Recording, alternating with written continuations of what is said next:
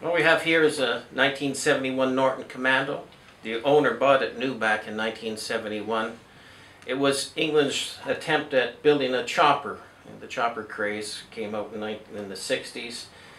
They put a sissy bar on it, a small tank, a small headlight, and tall handlebars, and thought that's what Americans and Canadians wanted.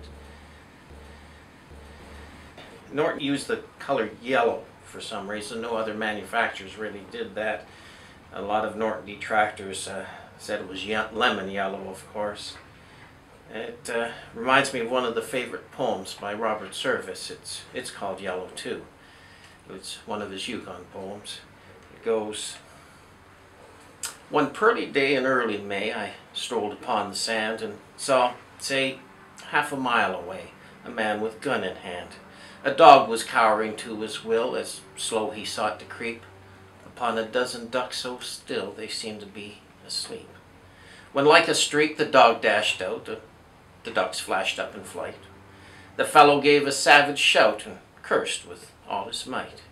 And as I stood somewhat amazed and gazed with eyes agog, with bitter rage his gun he raised and blazed and shot the dog. You know how dogs can yelp with pain. Its blood oozed in the sand, and yet it crawled back to him again and tried to lick his hand.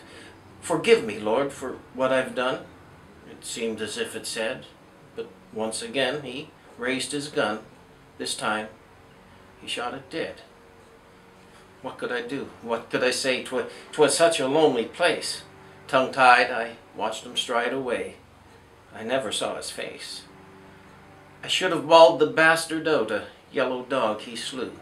But worse, he proved beyond a doubt that I was yellow too."